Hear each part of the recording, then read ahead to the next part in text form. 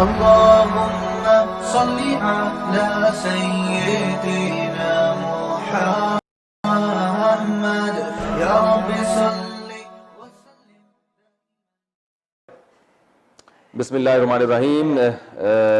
ادھر بھائی ادھر لو. لیکچر نمبر 33 ہے نا. آج انشاءاللہ ہم اذا زلزلت الارض زلزالہا، یہ بہت زیادہ پڑھی جانے والی صورت ہے، اور ان صورتوں میں زیادہ لمبی چوڑی تفسیر بھی نہیں ہے تو آسان ہے، اور وقت بچا تو والعادیاتی ضبحا وہ بھی پڑھ لیں گے انشاءاللہ. بھائی ادھر توجہ ہے، لوگ کیا ہوئے. اذا زلزلت الارض، اذا کا معنی اب خود بھی بول لیا کریں، اذا جب زلزلہ، زلزلہ، زلزلہ یزلزلو، یہ باب آپ نے پڑھا نہیں ہے کیونکہ بہت کم استعمال ہوتا ہے تو اس لیے میں نے بتایا نہیں تھا. یہ یکرمو سے ملتا جلتا ہے، صحیح ہے نا. جیسے اکرم یکرمو ہے نا، تو زلزلہ یزلزلو اس کا معنی ہوتا ہے زلزلہ آنا. بہت آسان ہے، اردو میں استعمال ہوتا ہے. زلزلت یہ مجہول ہے. اذا زلزلت الارض، ارض کسے کہتے ہیں؟ زمین کو. انگلش میں ارتھ.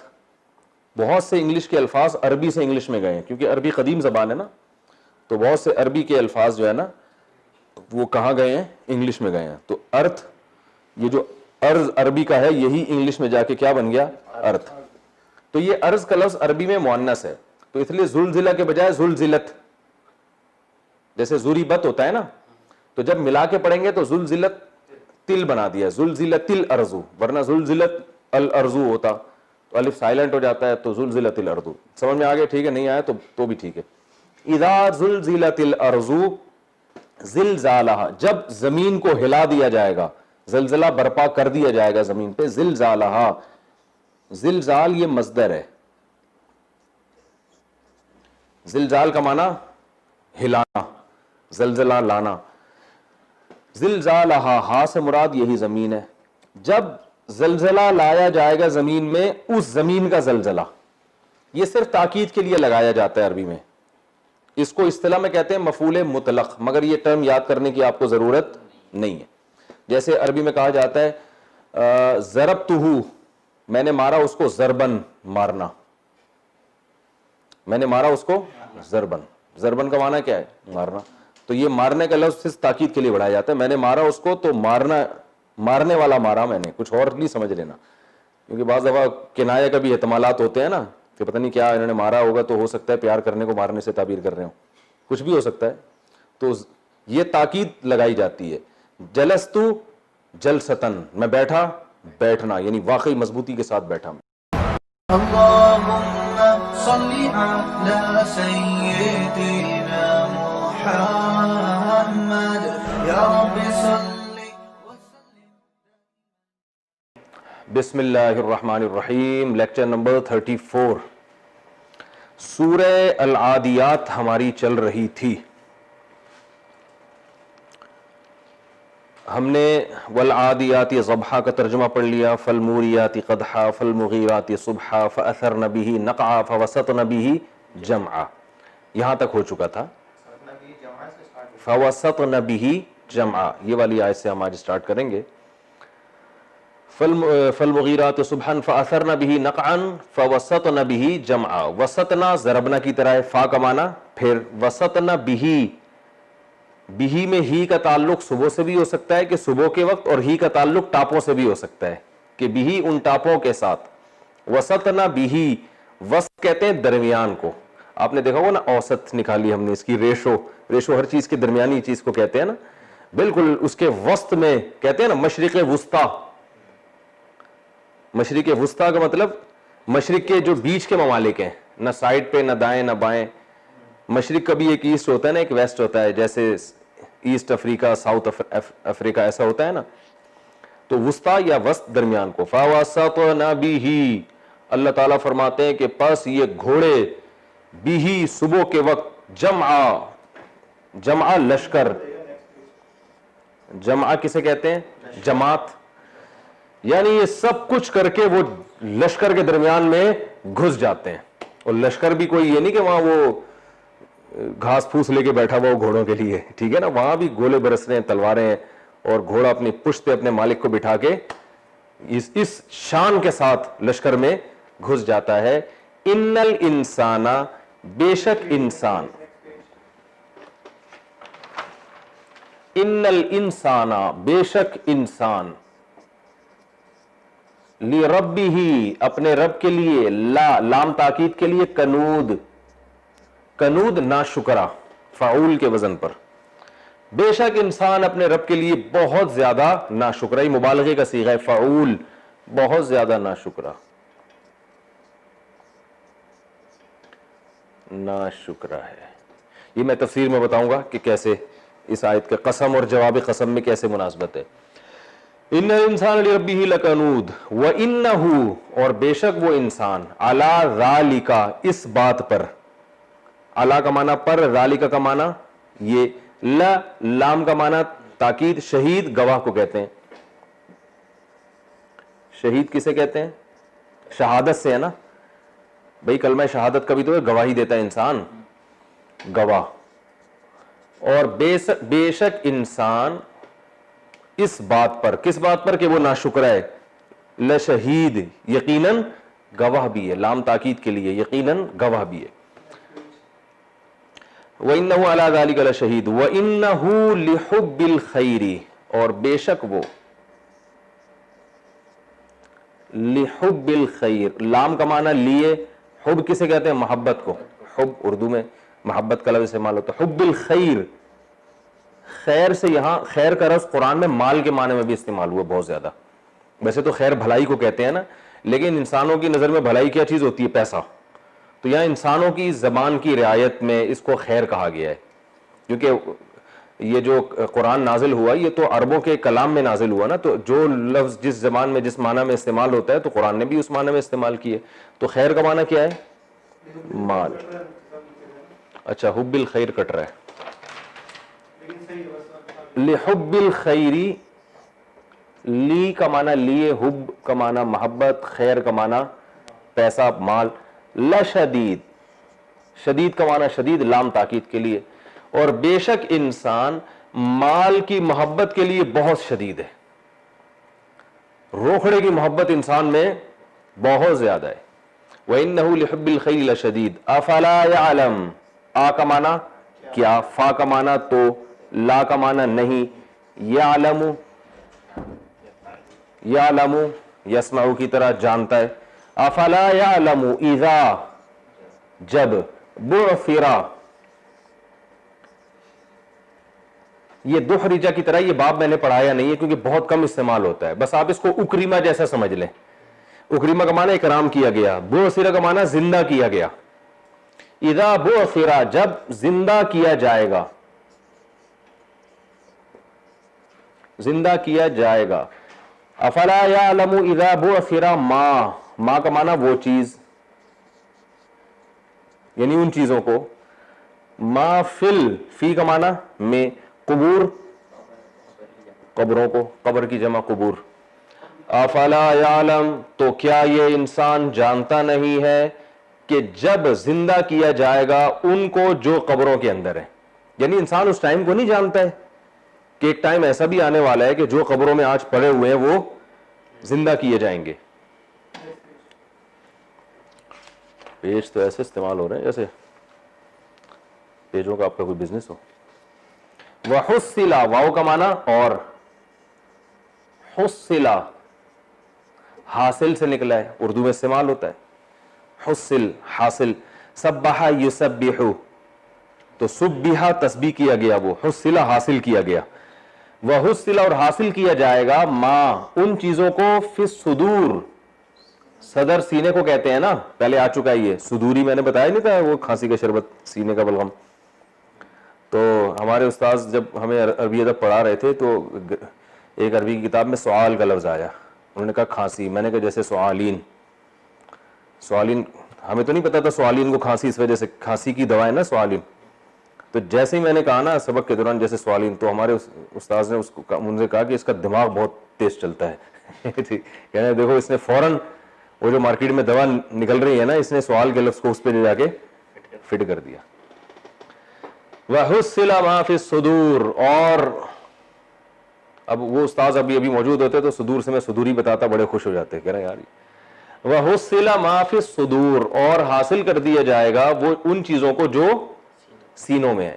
تو سینے میں راز ہوتے ہیں نا, تو وہ راز حاصل کر دیے جائیں گے, یعنی وہ باہر نکال دیے جائیں گے, کیونکہ ہم تو یہ سمجھتے ہیں کہ ہمارے راز پہ کوئی فاش نہیں ہو سکتا. تو اللہ فرماتے ہیں سینوں میں چھپے راز بھی حاصل کر لیے جائیں گے, یعنی ان کی بھی پوری انکوائری کی جائے گی, وہ بھی باہر نکال لیے جائیں گے. وَحُصِّلَ مَا فِي الصُّدُورِ إِنَّ رَبَّهُمْ, بے شک ان کا رب, بہم, ان انسانوں کے ساتھ, یومئذ پہلے کئی دفعہ آ چکا ہے نا, اس کا کیا مطلب ہوتا ہے؟ جس دن ایسا ہوگا.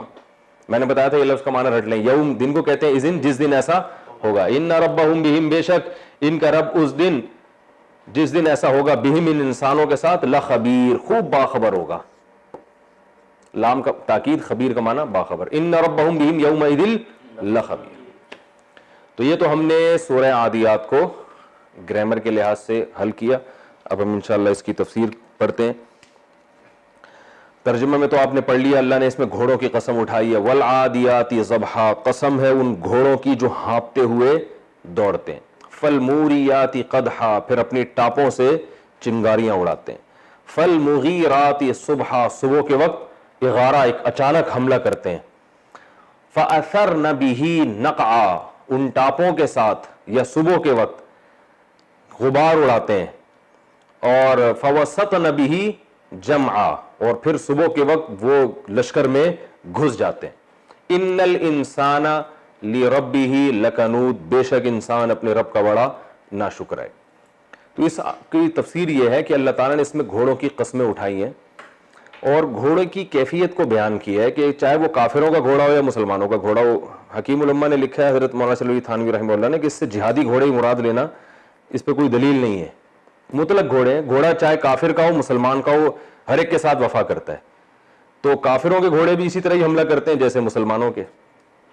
تو اللہ نے ایک مثال دی ہے کہ دیکھو گھوڑے جو ہیں کیسا اپنے مالک کے ساتھ وفا کرتا ہے. گھوڑے کے ذمہ کام کیا ہے کہ اپنے مالک کو پشت پہ بٹھا کے گھمسان کی لڑائی میں جس میں قتل کا پورا خطرہ ہو, اور اس کا منظر اتنا دہشتناک ہوتا ہے کہ آپ دیکھیں نا, جانور بھی تو بدک جاتے ہیں نا, ایسا وحشت والا منظر جب بھی کوئی جانور اپنی آنکھوں سے دیکھتا ہے تو وہ بھی بدکتے ہیں. ہم نے تو وہ دیکھا ہے نا کہ کہیں آپ بکری کو لے کے جا رہے ہیں, تھوڑا سا پانی آئے وہ گھبراتی ہے, گدھے کو آپ دھکا دو وہ نہیں جا رہا ہوتا, ٹھیک ہے نا, ایسے گھبرا جاتے ہیں. سب جانوروں میں بھی ایک خوف اللہ نے رکھا ہے.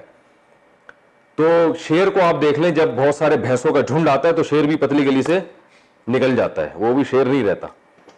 تو سامنے سے تیر برس رہے ہوتے ہیں, تلواریں برس رہی ہوتی ہیں, تو اللہ فرماتے ہیں گھوڑا اپنے مالک کو اپنی پشت پہ بٹھا کے, جو مالک نے کام لگایا ہے کہ بھائی گھمسان کی جنگ میں مجھے لے جا کے ڈال دو, تو گھوڑا کیا کرتا ہے کہ نہ صرف یہ کہ مالک کی اس جو کام مالک نے لگایا اس کو پورا کرتا ہے, بلکہ اس پورا کرنے میں بھی ایک شان کے ساتھ پورا کرتا ہے.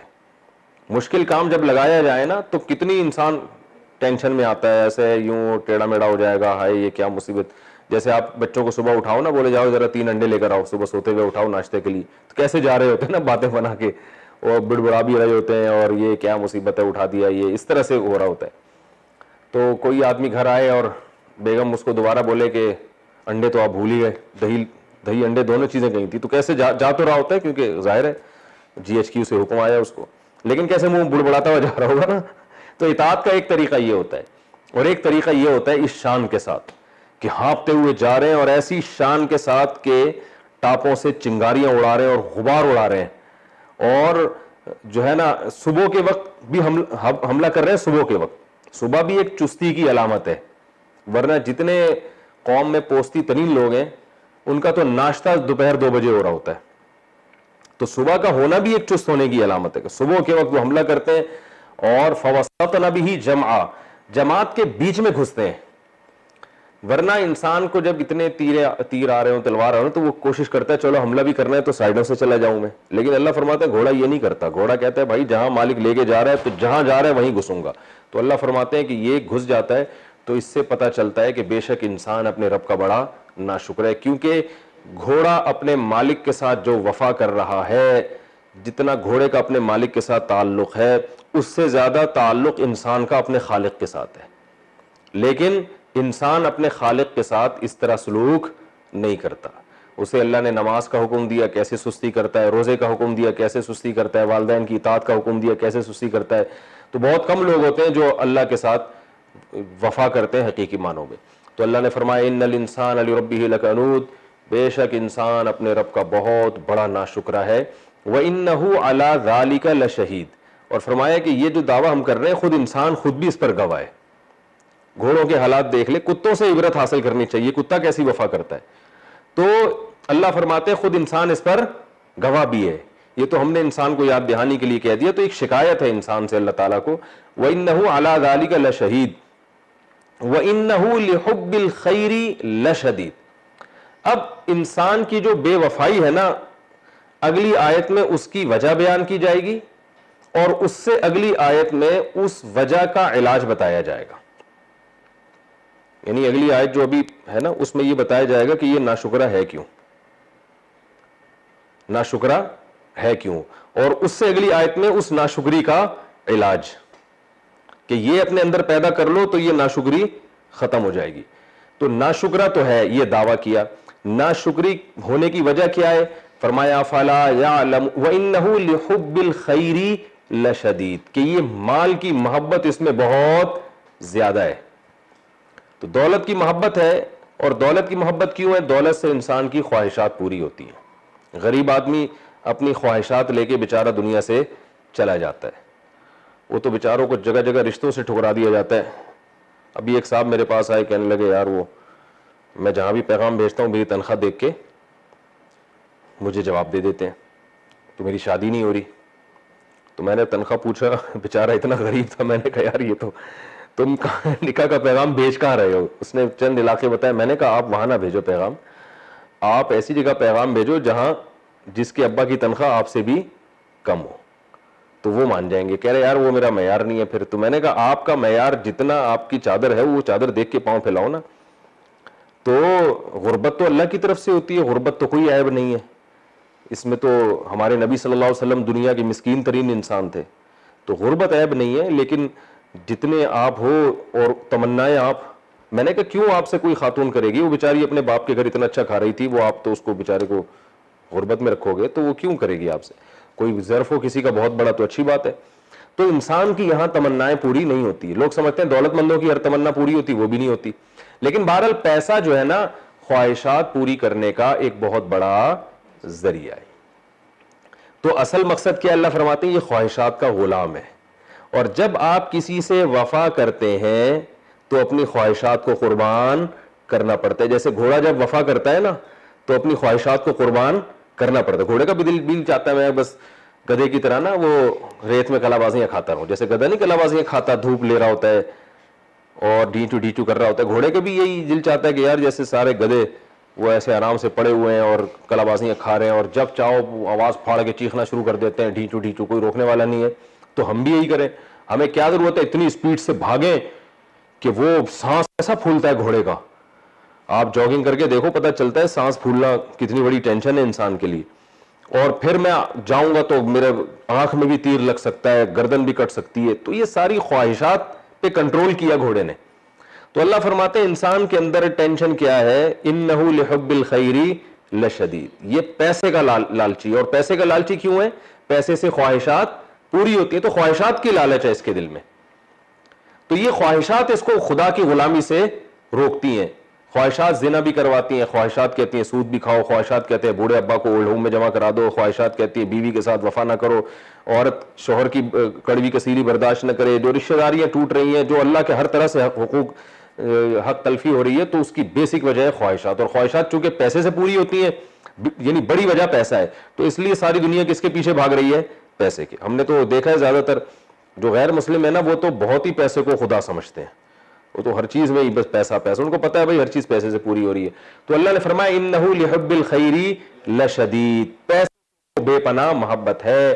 اب آگے اللہ علاج بتا رہے ہیں افلا یعلم اذا بعثر ما فی القبور, اس کو معلوم نہیں ہے کہ جب مردوں کو بھی قیامت کے دن زندہ کیا جائے گا. تو یعنی یہ بتایا جا رہا ہے کہ بھئی یہ دنیا مسافر خانہ ہے, ہمیشہ رہنے کی جگہ نہیں ہے. ایک وقت آئے گا قبر میں جاؤ گے اور پھر ایک وقت آئے گا قبر سے نکلو گے. جس بچے کو یہ پتا ہو کہ میرا ایگزام بھی ہوگا 1 سال کے بعد, وہ تو یونیورسٹی میں پڑھائی میں محنت کرے گا, پان گٹکے میں اسنوکر میں ٹائم ضائع نہیں کرے گا. آج میں ایک بچے سے پوچھ رہا تھا کہ لاک ڈاؤن میں سنا ہے آپ کچھ بھی نہیں کر رہے, ساری پڑھائی وڑائی چھوڑ دیے, سنا ہے سارا دن پب جی اور کمپیوٹر کھیلتے رہتے. اس نے کہا مسکرا کے کہا, میں نے کہا ماشاءاللہ فیوچر آپ کا امید ہے کہ بہت ہی اچھا ہوگا. تو ہنسنے لگا. ٹھیک ہے نا. تو اب اگر یہ سارا سال ہی ضائع کر دے کوئی انسان گھر میں بیٹھ کے, بچے پڑھے نہیں اور جو جاب کرنے والے ہیں وہ بھی نہ جائیں اور زندگی اسی طرح گزاریں, تو وقتی مزے تو بہت حاصل ہوں گے لیکن یہ مزے تھوڑے دنوں میں تباہ ہو جائیں گے, برباد ہو جائیں گے. کوئی بھی ماں باپ بھی قبول نہیں کرتے پھر ایسے بچوں کو, دھکے دے کے نکال دیتے ہیں, بھائی کیا ہم تو کہ کھلانے کی مشین ہے. تو بیائی نہیں, یہی حال انسان کی یہی حالت آخرت کے معاملے میں کہ اللہ فرماتے ہیں اسے پتہ نہیں ہے کہ ایک دن قبر بھی ہے اور ایک دن قبر کے بعد اٹھنا بھی ہے, حساب دینا پڑے گا. تو یہاں اگر تم نے صرف دولت سمیٹنے میں اور عیاشی میں ٹائم گزار لیا تو فیوچر تمہارا کیا ہو جائے گا, تباہ ہو جائے گا. تو افلا یعلم اذا بعثر ما فی القبور, اسے معلوم نہیں ہے کہ قبروں میں ایک دن زندہ کر کے اٹھایا جائے گا. وحصل ما فی الصدور, اور ایسا حساب ہوگا کہ ظاہری اعمال تو دور کی بات, سینوں کے بھیدوں کو بھی جو ہے نا ظاہر کیا جائے گا. اگر دل میں کسی غلط خیال تمہارے آیا اور عزم کیا تم نے برائی کا, ایک تو ہوتا ہے نا وسوسہ آنا, خیال آنا, وہ تو اللہ نے معاف کیا ہے. دل میں عزم کیا کہ میں یہ کام کروں گا اور اگر مجھے اللہ نے طاقت دی اور وہ برائی کا کام تھا, تو اس عزم پہ بھی انسان کو گناہ ملتا ہے. تو ایسے پر بھی اللہ تعالیٰ فرماتے ہیں کہ وہ بھی سامنے آئیں گے, ان کو بھی ترازو کے پلڑے میں رکھا جائے گا. تو اتنا سخت جس کا حساب و کتاب ہونے والا ہو اس پہ ناشکری سوٹ نہیں کرتی. تو یہ اس کا علاج بتایا گیا. وَحُصِّلَ مَا فِي الصُّدُورِ إِنَّ رَبَّهُمْ بِهِمْ يَوْمَئِذٍ لَخَبِيرٌ. فرمایا جس دن ایسا ہوگا تمہارا رب تم سے بہت باخبر ہوگا, یعنی اب بھی باخبر ہے, اس وقت بھی باخبر ہوگا, اسے سب پتا ہوگا کہ کون کیا کارنامے کر کے آیا ہے. تو اسی حساب سے پھر تمہیں وہاں سزا اور جزا دی جائے گی. تو خلاصہ اس صورت کا یہ نکلا کہ اللہ تعالیٰ نے گھوڑوں کی قسم اٹھائی اور قسم اٹھا کے یہ ثابت کیا کہ انسان ناشکرا ہے. پھر ناشکری کی وجہ بیان کی کہ دل میں دولت کی محبت ہے, اور اس دولت کی محبت کو ختم کرنے کا طریقہ بتایا آخرت کا استحضار. تو اس سے ہمیں پتہ چلتا ہے کہ ایک تو پیسے کی محبت دل سے کم کرنی چاہیے. کیسے کم کرنی چاہیے؟ علماء کہتے ہیں صدقات و خیرات خوب کرو. جب پیسہ جیب سے نکلے گا نا تو دل میں دولت کی محبت کم ہوگی. دوسرا اس طرح سے بھی کہ روزانہ 24 گھنٹے میں کچھ ٹائم نکال کے یہ اپنا یعنی مراقبہ کرنا چاہیے کہ بھائی ایک دن میں مروں گا. آج میں نے عصر کے بعد ایک جنازہ پڑھایا, وہ 45 سال کے صاحب تھے جن کا جنازہ تھا, جوان لڑکا, اچانک ہارٹ اٹیک ہوا, مر گیا. ابھی 1 گھنٹہ پہلے کی بات ہے. تو جوان لڑکا, تو میں بھی سوچ رہا تھا یار ہم بھی لیٹ سکتے ہیں, کسی کا بھروسہ تھوڑی ہے. تو کیسی زندگی, آپ دیکھو 2 منٹ کے اندر ختم. نہیں لیٹے تو کل لیٹ جائیں گے. تو بار بار نا جنازے کے بارے میں سوچا کریں, بھائی ہم بھی لیٹنے والے ہیں, پھٹے پہ لیٹیں گے. ہم جب مفتی رشید احمد صاحب سے بیعت ہوئے تو ان کی سب سے پہلی نصیحت یہ تھی کہ روزانہ رات کو تھوڑی دیر یہ سوچنا ہے کہ ایک دن پھٹے پہ لیٹنا ہے. ٹھیک ہے نا, پھٹے پہ لیٹے ہوئے ہوں گے, لوگ غسل دے رہے ہوں گے اور ہم ہل بھی نہیں سکتے ہوں گے. پھر جنازے کی چارپائی اٹھائی جائے گی اور قبر میں لے جا کے ڈال دیا جائے گا. تو یہ انسان سوچتا رہے تو پھر دنیا اس کو مسافر خانہ ہی لگتی ہے کہ یار یہ ٹریولنگ میں ہے, یہ اصل رہنے کی جگہ نہیں ہے. تو یہ جتنا انسان سوچے گا تو لائن پہ آئے گا انشاءاللہ. کافر اسی چیز کو بھول جاتا ہے, موت کو بھول جاتا ہے. اللہ تعالیٰ سمجھنے کی عمل کی توفیق عطا فرمائے. اس کے بعد انشاءاللہ ہم اگلی سورت شروع کرتے ہیں, سورہ القاریعہ. تو پہلے ہم گرامر کے لحاظ سے اس کو حل کرتے ہیں اور پھر انشاءاللہ اس کی تفسیر.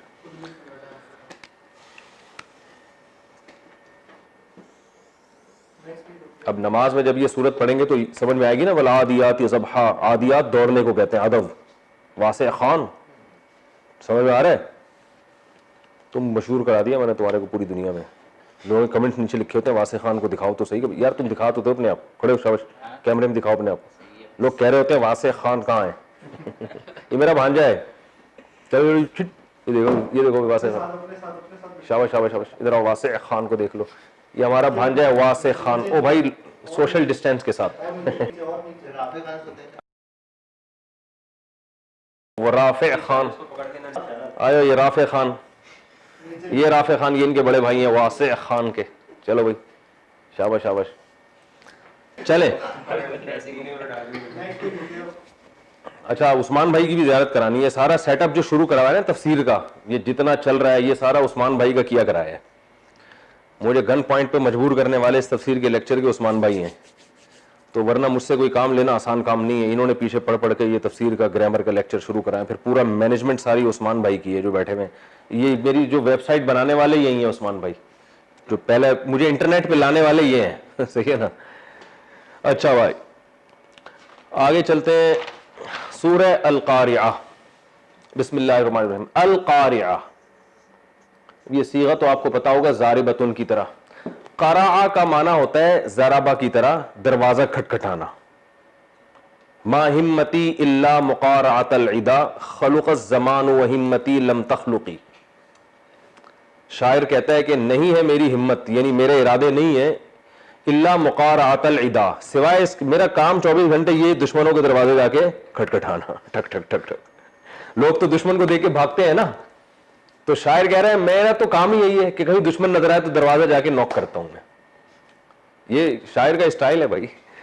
ما ہمتی الا مقارعۃ العدا خلق الزمان, اور بعض لغات میں خلیقہ ہے, تو زمانہ پرانا ہو گیا مگر میرے ارادے پرانے نہیں ہوا. آج بھی مجھے جب بھی کہیں پتہ چلتا ہے کوئی دشمن ہے تو اس کا دروازہ مجھے کھٹکھٹانے میں وہی مزہ آتا ہے جو پہلی دفعہ مزہ آیا تھا. کسی دن اس کو چپیٹ پڑ گیا نا طبیعت سے شاعر کو, تو پھر یہ مزہ نہیں آئے گا. خیر, تو قرع کا معنی کیا ہوتا ہے؟ دروازہ کھٹکھٹانا. قاریعہ کھٹکھٹانے والی. القاریعہ, اللہ فرماتے ہیں کھٹکھٹانے والی. کھٹکھٹانے کو اردو میں انگلش میں تو نوک کرنا کہتے ہیں, لیکن یہ نوک کا لفظ اس کے لیے بہت ہلکا ہے. نوک تو ایسے ہوتا ہے ٹک ٹک ٹک تمیز سے. یہ جو کھٹکھٹانا ہے نا, یہ جیسے ہمارے یہاں لوگ دیسی طریقے سے دروازہ کھٹکھٹاتے ہیں تو اس کو کھٹکھٹانا کہتے ہیں. کھٹکھٹانا, کھڑکھڑانا بھی, کھڑکھڑانا اور چیز ہوتی ہے یار. کھٹانا. القاریہ کھٹکھٹانے والی. مل قاریہ, ماں کا معنی کیا, یعنی ایو شیء, کون سی چیز ہے کھٹکھٹانے والی. القاریہ کھٹکھٹانے والی. مل قاریہ کیا چیز ہے کھٹکھٹانے والی. وما ادراکا مل قاریہ, یہ ما ادراکا پہلے کمپلیٹلی میں بیان کر چکا ہوں, میں دوبارہ اس کو ریپیٹ نہیں کروں گا. تمہیں کیا پتا کہ وہ کھٹکھٹانے والی کیا چیز ہے. جیسے پہلے آیا تھا نا وما ادراکا, نہیں یہ پہلے یہ کون سی, یہ ہم جو تفسیر کے لیکچر پڑھے اس میں یہ لفظ آ چکا ہے. وما ادراک ما لیلۃ القدر, ٹھیک ہے نا. تمہیں کیا پتا کہ لیلۃ القدر کیا ہے, تو ما ادراک مل قاریہ, تمہیں کیا پتا کہ کھٹکھٹانے والی کیا چیز ہے. یوما, وہ دن. یکونو, یکونو ینصرو کی طرح یکونو ہونے کے معنی میں آتا ہے. یوم یکون الناس, جس دن ہوں گے لوگ. کل, کاف کا معنی کیا ہوتا ہے؟ طرح. یہ پہلے لفظ گزر چکا ہے نا, یہ لفظ بھی کاف کا معنی ہوتا ہے طرح, یہ پہلے گزر چکا ہے لفظ. یہ کہاں گزرا ہے؟ کعصف ماکول. الم تری کیف فعل ربک, وہ فجعلہم کعصف ماکول, کھائے ہوئے بھس کی طرح بنا دیا. تو کل فراش, یوم یکون الناس کل, الفراش تھا اصل میں, کل سوری الفراش. یوم یکون الناس کل فراش, کل یعنی الفراش تھا اور شروع میں کا لگا تو ملا کے پڑھتے ہیں کل فراش. کل فراش, فراش کہتے ہیں پتنگا. پتنگا کسے کہتے ہیں؟ یہ جو پروانے ہوتے ہیں نا, بارشوں میں پروانے نہیں آتے جو آگ کے قریب جا رہے ہوتے ہیں, بہت زیادہ ہوتے ہیں نا یہ. المبسوس, کل فراش المبسوس.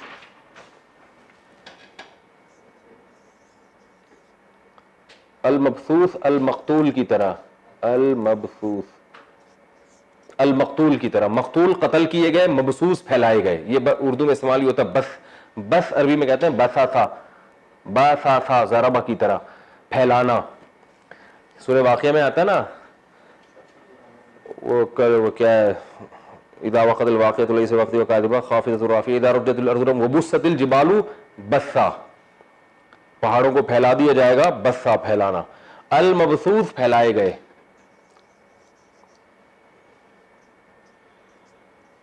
پھیلائے گئے. کل فراش المبسوس کا مطلب کیا ہوا؟ وہ دن یکون الناس, ہو جائیں گے لوگ, کل فراش پتنگوں کی طرح, المبسوس بکھرے ہوئے. جیسے پتنگے نہیں الٹے سیدھے, جب بارشوں میں بارش تھمتی ہے تو کیسے اتنے پورے پورے ڈھیر لوگ پہلے اٹھایا کرتے تھے پتنگوں کے, ایسے پتنگے, تو ایسے انسان پڑے ہوئے ہوں گے. یوم یکون الناس کالفراش المبثوث وتکون الجبال, واو کا معنی اور, تکونو یہ تکونو تنسرو کی طرح, کیونکہ جبال مؤنث ہے تو تنسرو آ رہا ہے ینسرو کے بجائے. وتکون الجبال, جبال جبل کی جمع ہے. جبل کسے کہتے ہیں؟ پہاڑی, بہت استعمال ہوتا ہے قرآن میں. جبل الطارق ہے نا, اور جبرالٹر جسے کہتے ہیں, تو یہ جبل سے ہی نکلا ہے, جبل طور. تو جبال اس کی جمع. وتکون الجبال, اور ہو جائیں گے پہاڑ, کالعہن, کل وہی ہے العہن تھا, العہن کہتے ہیں روئی کو, کپاس, کاٹن. المنفوش, نفش کہتے ہیں روئی دھلنا. روئی کو جو نہیں ایسے دھونا جاتا ہے, جب کچھ بنایا جاتا ہے اس سے روئی کو ایسے, پہلے خواتین سویٹر بنتی تھی نا ونس اپون اے ٹائم, تو اس میں ایسا ہی ہوتا تھا. جو جتنی بھی گورنمنٹ اسکول کی جو فیمیل ٹیچر ہوتی ہے ان کا کام سارا دن بیٹھ کے سویٹر بننا ہی ہوتا تھا. تو یہ اس دور کی بات کر رہا ہوں. اب وہ موبائل سے, اب موبائل آ گیا تو سویٹر بننے کی ضرورت ہی نہیں ہے ان کو. تو جتنے سویٹر گورنمنٹ اسکول کی جو ٹیچرز فیمیل ہوتی تھیں, ہمارے قریب میں ایک اسکول تھا نا بچوں کا, خواتین کا, تو میں وہاں جب بھی جاتا تھا تو وہاں جتنی فیمیل ٹیچرز تھیں ان کا کام ہوتا تھا سویٹر بننا. بہت پرانی بات کر رہا ہوں, جب ہم بہت ہی چھوٹے ہوا کرتے تھے. تو نفش کا معنی, نفش کا معنی روئی دھلنا. المنفوش دھلی ہوئی, جس کو دھونا گیا ہو, مقتول کی طرح. وتکون الجبال, اور ہو جائیں گے پہاڑ, کالعہن روئی کی طرح, المنفوش دھلی ہوئی روئی. یعنی پہاڑ ایسے ہلکے پھلکے ہو کے جیسے روئی کے گالے نہیں اڑ رہے ہوتے, اس طرح سے ہو جائیں گے. وتکون الجبال کالعہن المنفوش. فاما, یہ وہی اما ہے جو سورہ والضحیٰ میں آیا تھا, اما الیتیم فلا تقہر, بہرحال کچھ بھی ہو جائے. فاما, بہرحال. فاما من, وہ شخص, ثقولت, ثقولت ثقل سے ہے, ثقل بوجھ کو کہتے ہیں, کشی سے ثقل ہوتا ہے نا, کہتے ہیں یہ کافی ثقیل ہے, بہت ثقیل زبان استعمال کر رہے ہیں, کہتے ہیں نا لوگ. تو ثقولا کروما کی طرح, ضربا کی طرح, ثقولت ضربت کی طرح, ٹھیک ہے. فاما من ثقولت, وہ شخص کے بوجھل ہو گئے, موازینہ, موازین وزن, وزن کی جمع موازین, میزان کی جمع موازین آتی ہے. میزان کہتے ہیں ترازو کو, اس میں ویٹ ہوتا ہے نا, تو اس کی جمع کیا آتی ہے؟ موازین.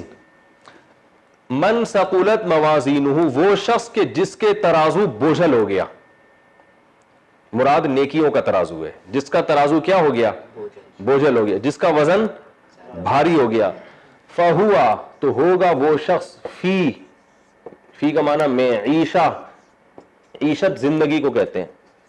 معیشت کا لفظ ہوتا ہے نا استعمال, معیشت یعنی وہ چیز جس سے ہماری زندگی چل سکے, معاشی ترقی. عیش بھی اسی سے نکلا ہے, بڑے عیش میں ہے بھائی, یعنی خوب لائف کو انجوائے کر رہے ہیں. عیاشی بھی اسی سے. فہو فی عیشۃ, وہ ایک زندگی میں ہوگا, راضیہ, راضیہ ضاربۃ کی طرح, راضی. راضی کسے کہتے ہیں؟ جو خوش ہو آپ سے. ایسی زندگی میں ہوگا جو زندگی کیا ہوگی؟ خوش ہوگی, خوش ہونے والی زندگی خوش ہوگی. فہو فی عیشۃ راضیہ. واما, وہی من, وہ شخص, خفت, خفت اصل میں تھا خافافت, خافافت, نظر نہیں آ رہا تو سمجھ میں تو آ رہا ہے نا. خافافت خفیف سے نکلا ہے, ہلکے کو کہتے ہیں نا, بڑے خفیف سے انسان ہے وہ. خفت, مجھے خفت محسوس ہو رہی ہے, کیا مطلب؟ مجھے لگ رہا ہے کہ مجھے ہلکا سمجھا گیا ہے. کہتے ہیں نا یار کچھ تخفیف کر دیں اس میں, یہ اردو میں استعمال ہوتے ہیں, تخفیف کا لفظ ہوتا ہے نا استعمال, خفیف, ہلکا سا.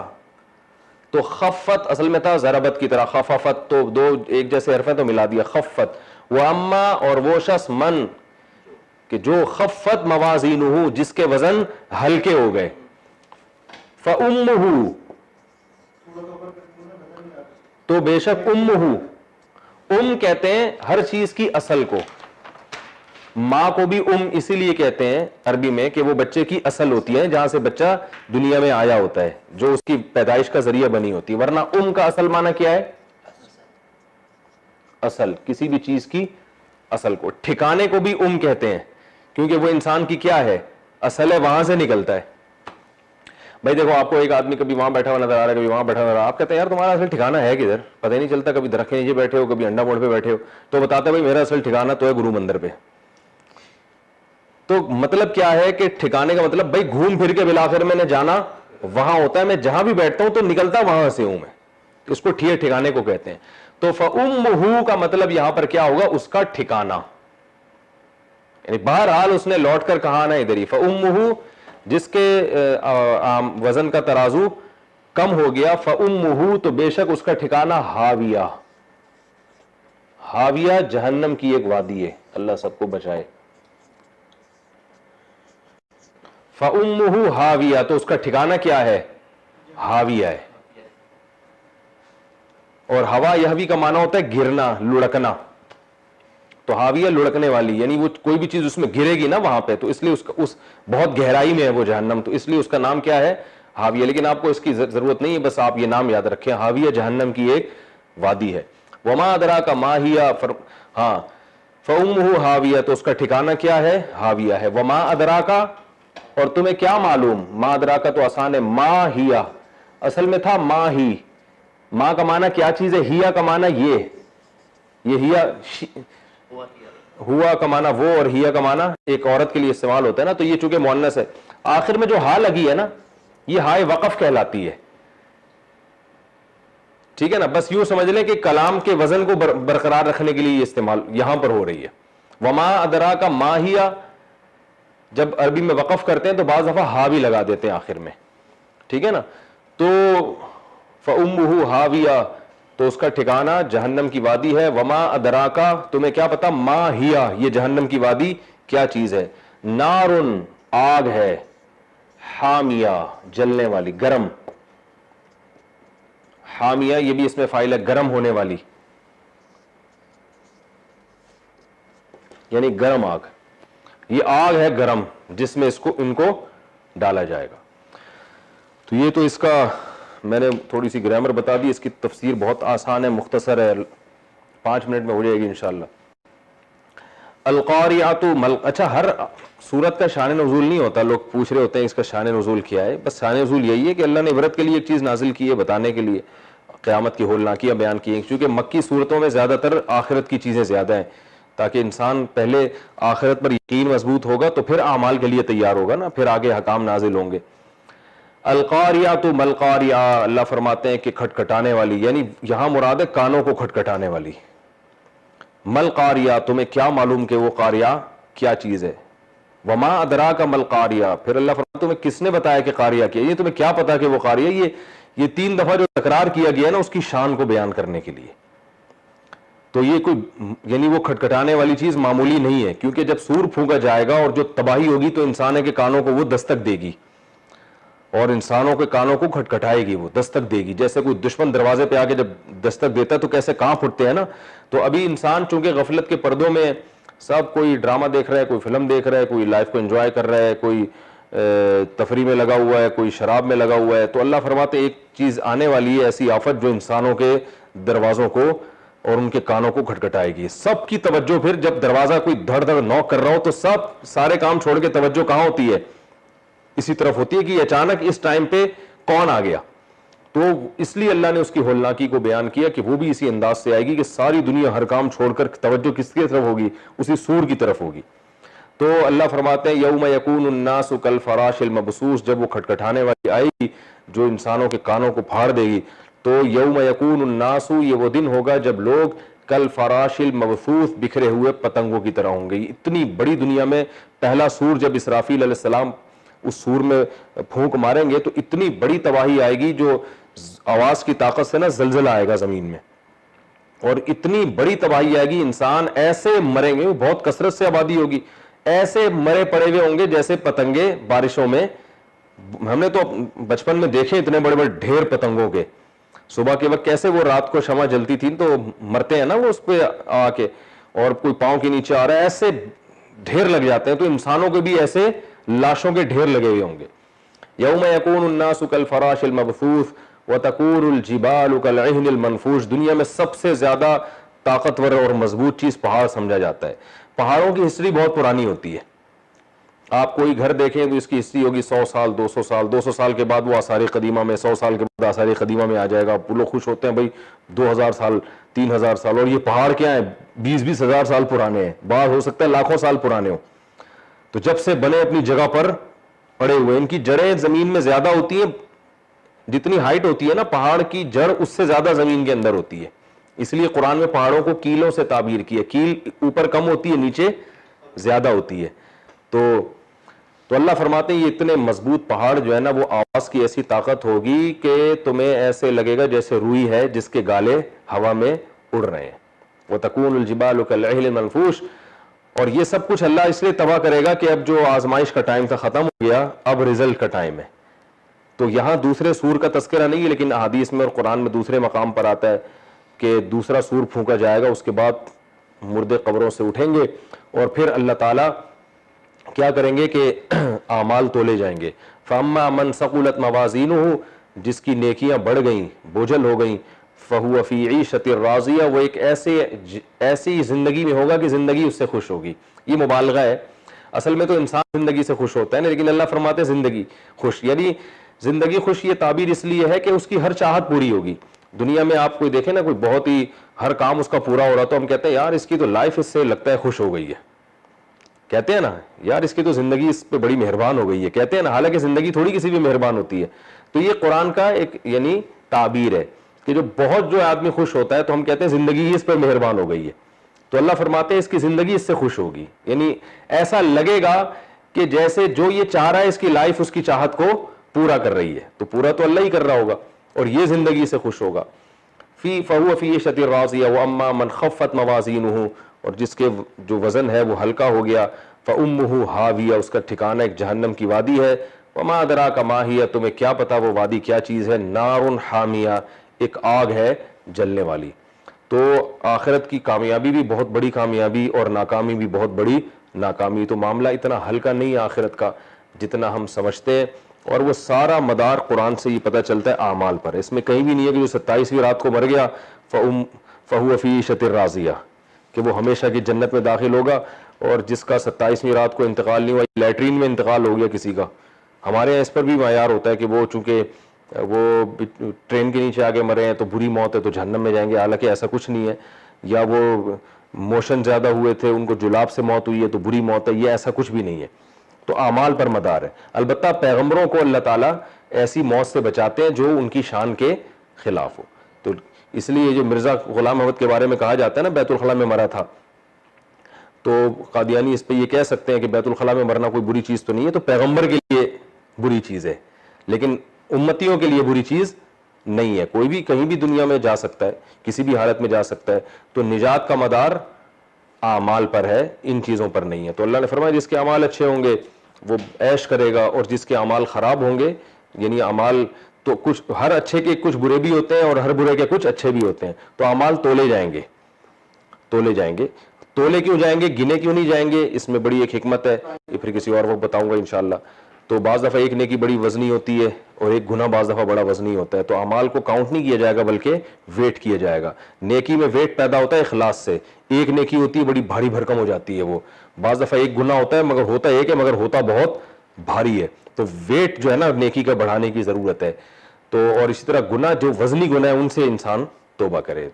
تو فرمایا کہ وہ نار حامیہ, آگ میں جلے گا. اللہ تعالی ہم سب کو اس سے محفوظ فرمائے. وما علینا الا البلاغ.